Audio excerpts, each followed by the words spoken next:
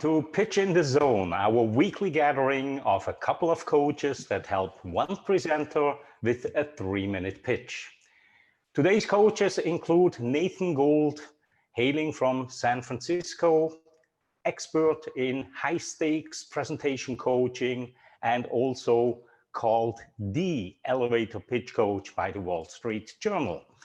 We have Michael Marchak, calling in from Chicago, an author, speaker, technology evangelist, and also an investor. So that always brings a very, very good point of view to our discussions. We have Marco Vezzale calling in from Thailand.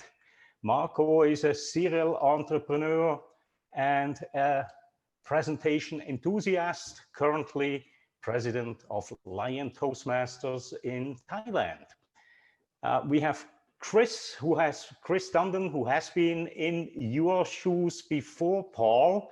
And then, of course, our main attraction, Paul Pan. Paul Pan is the CEO and founder of Trademodo. And Paul, before we start, can you tell us very briefly who will be the target audience for your pitch so that we can put on the correct hat and slip into that role? So the pitch is to hopefully gain more partners or people interested in investing in our product. And the people who would use our product are anybody who's involved in the B2B supply chain for the global seafood industry. Excellent. Global seafood industry. All right. Well, Paul, the floor is yours. If you want to share your screen, please go ahead and then start whenever you are ready.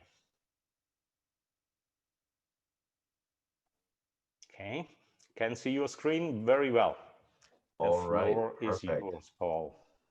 Okay, so when Marco is ready to start the timer, I will get started. Okay, a third of the fish that you eat is still being sourced from supply chains linked to illegal fishing, forced child labor, and human trafficking. The worst part is that their low prices and shady tactics allow them to keep undercutting ethical suppliers like myself.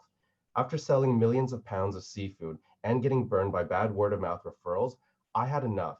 My name is Paul Pan. I'm the founder and CEO of Trademodo, a for-profit company on a mission to promote sustainability and digitally transform global seafood trade. I co-founded the company with Elizabeth Liu, a QC from Canada with expertise in law and strategy, and we put together a team to solve a practical industry problem and both a humanitarian and environmental one at the same time. We lead a team of software engineers with backgrounds in companies like IBM and Microsoft, as well as a team of moderators and trade specialists. We came together under the belief that our oceans deserve better. The problem with the industry right now is that it still relies on what we like to call B2B search 1.0. Imagine you're a consumer and you're looking for something like a restaurant. Think about all the tools and apps that are available to you. Well, that doesn't exist for the seafood industry. Instead, the industry relies on traditional directories, word-of-mouth marketing, and trade shows. We think there's a better way of doing things. That's why we built a B2B trade network where you can go online to find, research, and connect with ethical businesses throughout all levels of the supply chain. Our focus is to help the industry with its transition to digital and to control the narrative by making it sustainable. The seafood industry is a massive market worth $401 billion a year, and that's only based off of first sale value of seafood. The problem we see is that revenue tied to IUU fishing is worth at least $36.4 billion a year. Our goal is to put stolen revenue back into the oceans and into the hands of the good guys, and we believe that this opportunity is worth $30 billion. Our business model works like this. We gather industries involved in global trade into one place. We engage users with useful information and valuable tools, and then we charge for the best advertising opportunities in each industry. After launching our MVP in July, we gained the support of major seafood associations, which helped us obtain over 2,000 North American seafood businesses. We then took the time to gather feedback from our users and are now preparing for our global launch, which will include the listing of additional 100,000 businesses and more. Our impact is that we're following the UN SDG 14 framework, and our goal is to promote sustainability, end illegal fishing, and increase transparency. We're looking for partners and investors who are interested in supporting our cause, and that's the presentation. Thank you. Boom, right at 3 minutes. Unbelievable. And overall, an absolutely great pitch, Paul. Thank you. I love your slides to start out there. Your slides are fabulous. The logical flow, brilliant, and you are establishing credibility very early on. You are also not spending oodles of time on your problem. So to me, a really well done pitch. Let me ask you one question though. Were you reading or were you not reading? I was actually reading the slides. I've got very few points, but I don't know exactly where to look sometimes. So because it's on a webcam, so. Got it. And you know, it just, you could hear it a little bit. And that's my only thing at this point right now, is become more natural, right? And that will come with practice, that will come with all the experience that you're having. Every time you're going through, you internalize it more and more, and then the language will of course become more natural. But really great job. Let me hand it over to Marco to start with our feedback. Marco, what have you noticed? Yes, thank you. Paul, can you stop the screen sharing as well? And Marco, what have you noticed, please? Yes, as you said, really nice slides, even though sometimes they had a little bit of text, like a lot of 3 letters acronyms that were not maybe explained, but I really love them. Very professional, very clean, the very like modern looking. So I had to go and try to pick something very small, because to me it was really a great presentation. So one thing was, as Claudio said, if we felt that you were reading, especially at the beginning, great opening, emotional, talking about, you know, child and fishing, illegal fishing. But you were saying like, oh, today I went shopping, blah, blah, blah, no emotion at all. While you were talking about something really serious. So great wording. You have just to express it being emotional. And the only other second thing, I think, was slide number 6, when you were saying that the size of the market. When you use a graph, usually is to show people things without using numbers. And the graph was like 36 billion and 400, but 400 was basically as big as the 36. So if you make it to scale, people will realize the difference between the different values. Otherwise, using a graph is, I mean, it doesn't, you know, otherwise you don't use the graph. But it was really great, really professional. So thank you. Great feedback, and great catch on that one slide there. It's small little details like this that make the pitch even better at the end of this. Michael, I saw you had a few comments today as well. Please take it over from here. Sure. So Paul, great slides. I think they really look very professional. And I think your story was a great story to catch people's attention. It sounded though that from an audience perspective, from my perspective, if I was listening to this, it sounded like you were talking to customers, like end user customers to start with, and purchasing customers, I should say, who buy seafood and talk about that sort of thing, sustainability. But it sounded still a lot more customer focused than it was partner focused or investor focused, as you were kind of pointing there. So I'm not sure if you have a customer angle to this, where you're planning on doing some marketing as part of this association to customers who could then go to their shops to be able to ask them for this specifically sustainable, you know, source stuff. So that's a question. The other part, you mentioned users of this at one point, and said, are those customers that like me? Am I a user in your mind, or is this your partners who would be leveraging the platform to connect with each other? Wasn't super clear on that. You talked about the market size and that sort of thing and how big of a deal it is, but I have no idea how you make any revenue based on what you told me. as an investor, I looked at it like, that's interesting. I don't even know where you're going with this stuff because I have no idea where the money's coming from. So I was left with more questions coming out of this. I understand the story behind it, which is a very good place to be. And I just understand what you do. I don't understand how you make money or who you were really specifically targeting with this particular presentation. Thank you for that feedback.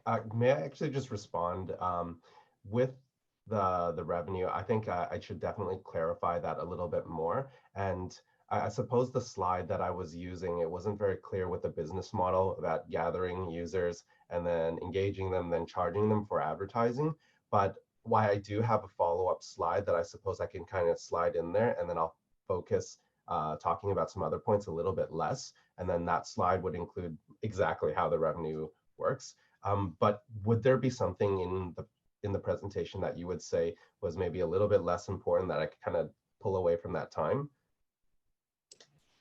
Again, it really depends on who your audience is. So as you identify, this whole sustainability thing, from a partner perspective, they're going to hear it a little differently. Yeah, that's what I do. I'm a partner who sustainably sources stuff from out of the ocean, and I am having a hard time doing it.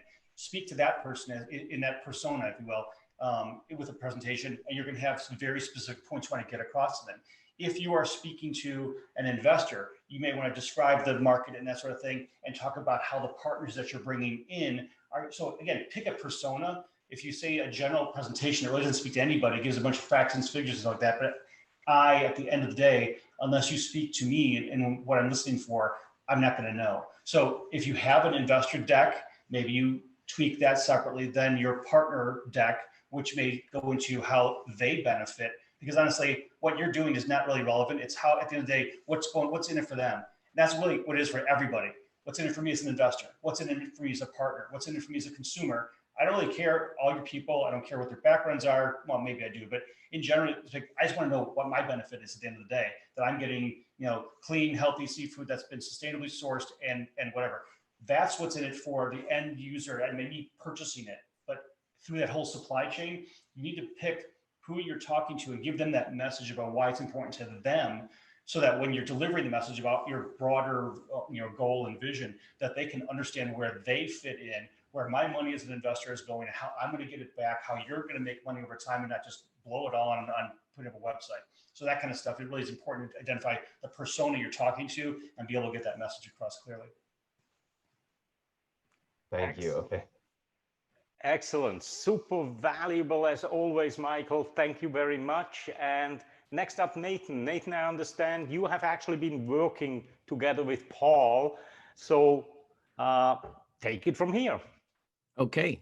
At least everybody knows. So, but thank you everybody for such great responses to Paul. And Paul, thank you for working so diligently on your pitch, and you have iterated very nicely through the weeks to get to where you are today, and just keep iterating. Just keep iterating. It's all based on, as Michael said, the audience, how much time you have, and when you have more time, obviously you can add more.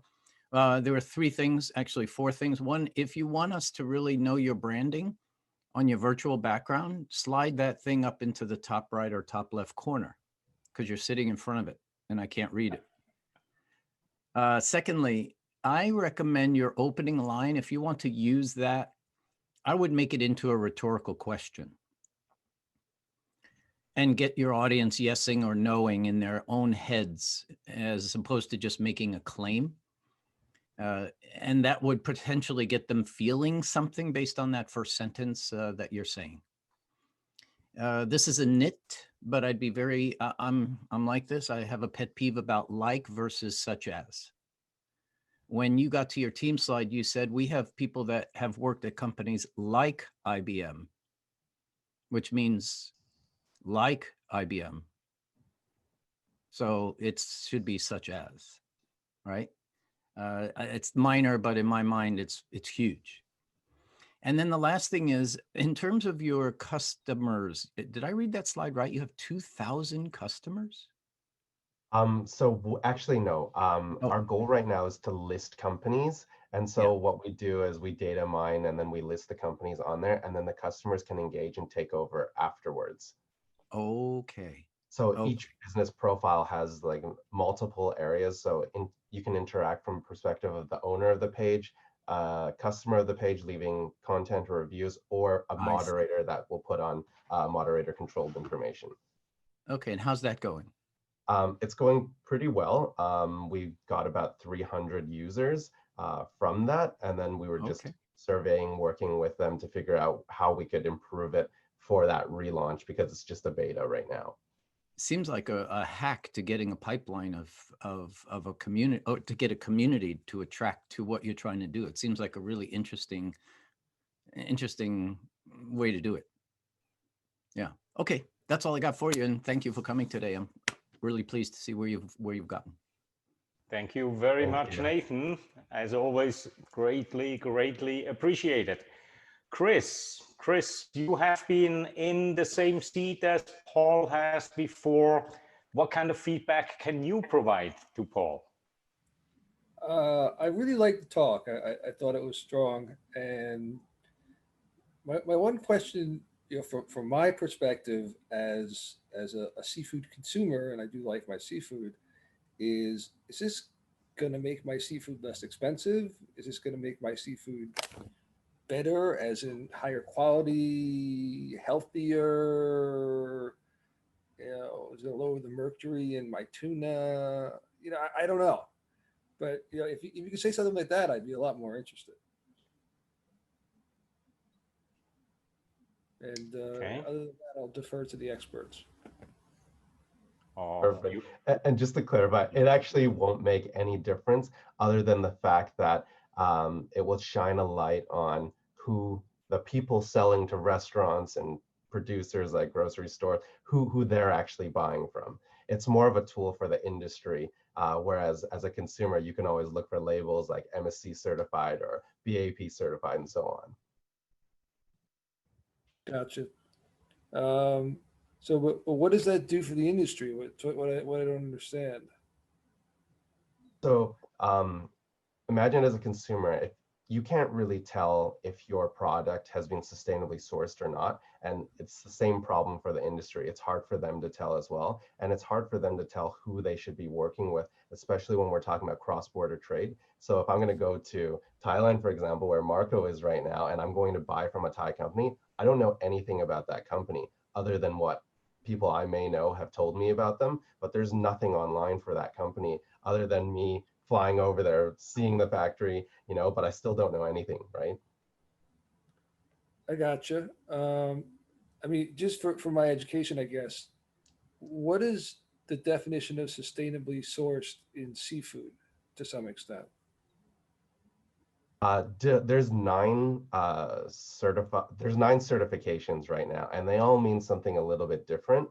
And if you're talking about wild, it means they were caught in a way where they followed the fisheries management so that they weren't overfishing, for example. It meant that everyone who did catch, they had a quota and they paid for it, and they've done everything in a ethical way, for example. If it's aquaculture, it means that it was farmed in a way that doesn't damage the environment. For some certifications, it could mean different things for most, but the bottom line that we're really targeting on is the IUU part, and that's all the illegal and crime, and that's still very prevalent in the industry.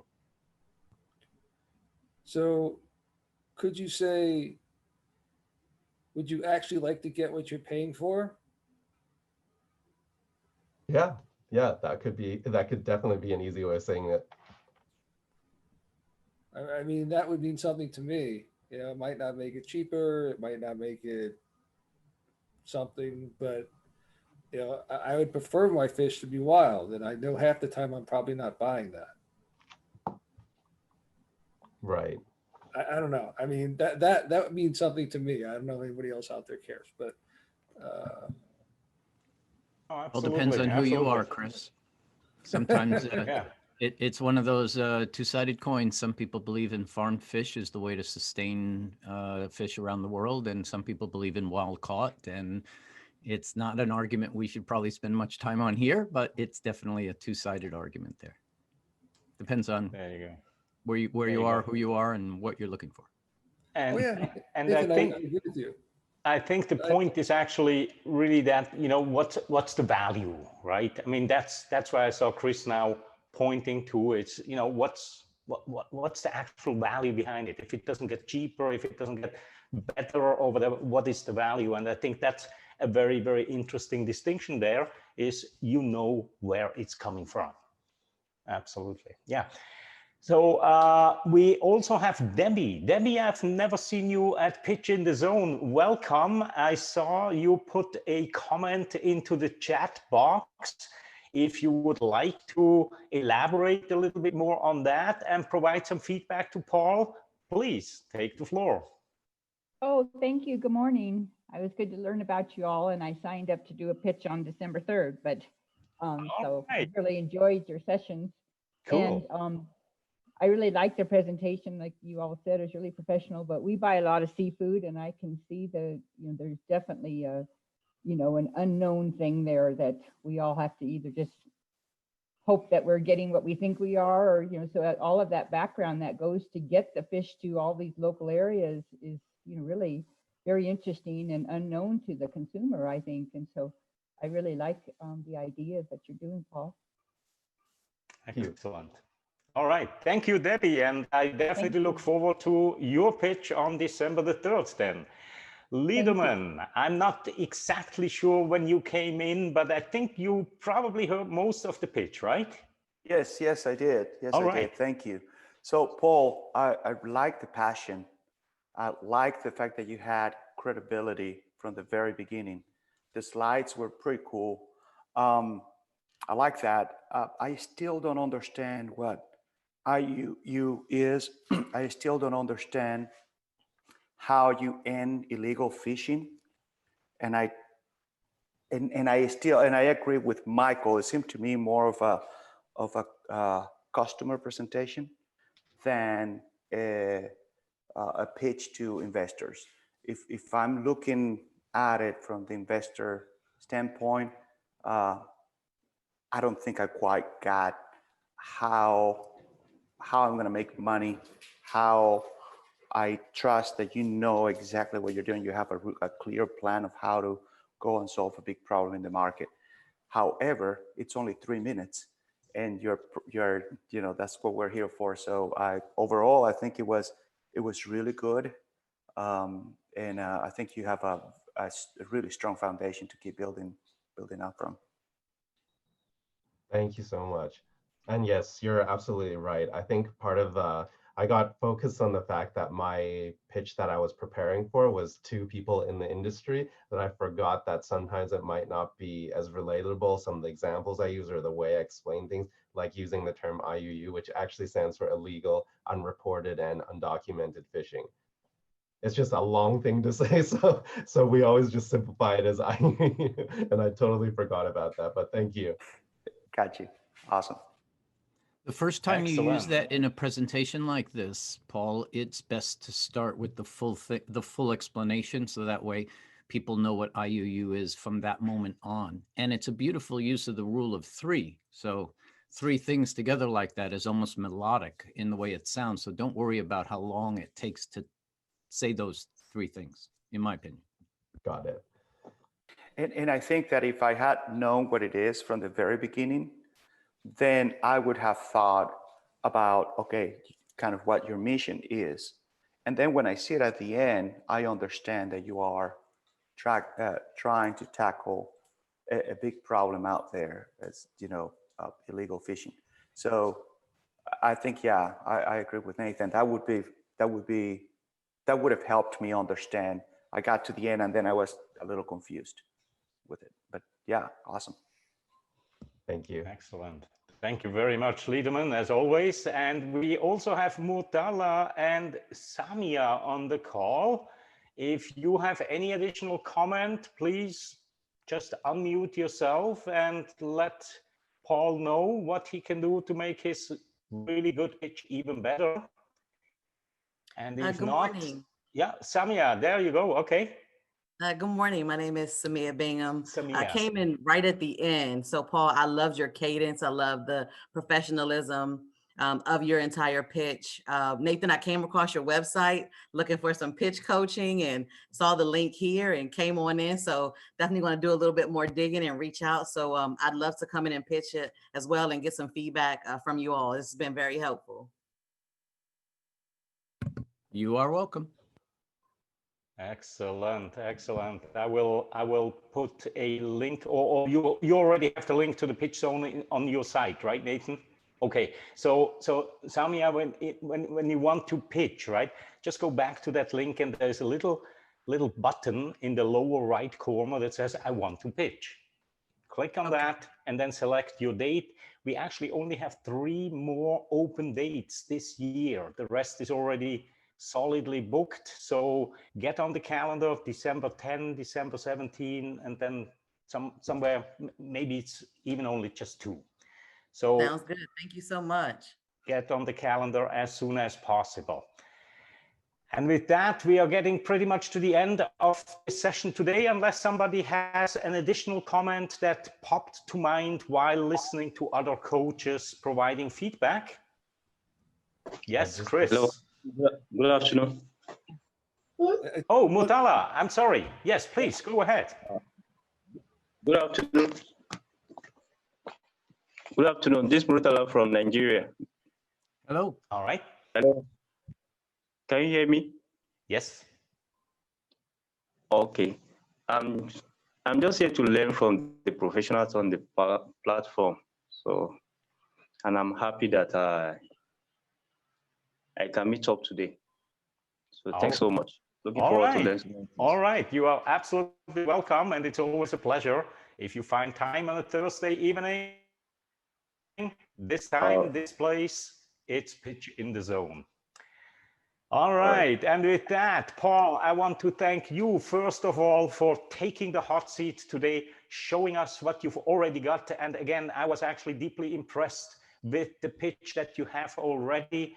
And I do hope that some of the feedback will make this even better. And I would like to extend the invitation to you to, at any point in the future, come back, because we also thrive when we see how people improve based on the feedback that we give in these 30 minutes here. So please feel free, come back anytime, Paul, as long as there is an opening, of course, and show us the new and improved version.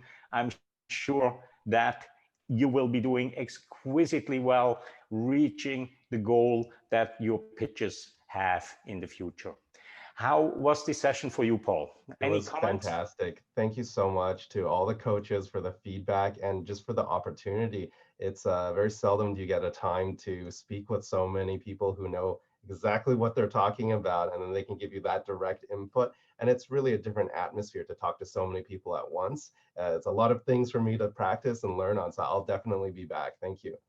Excellent, excellent. And that's why we record these sessions, because if you go back, listen to yourself, give the pitch, you know, you always pick up something that you may have missed in the live section, because it does go fast. So the recording will be up very, very shortly after the meeting, once the video is transcoded and I upload it to YouTube.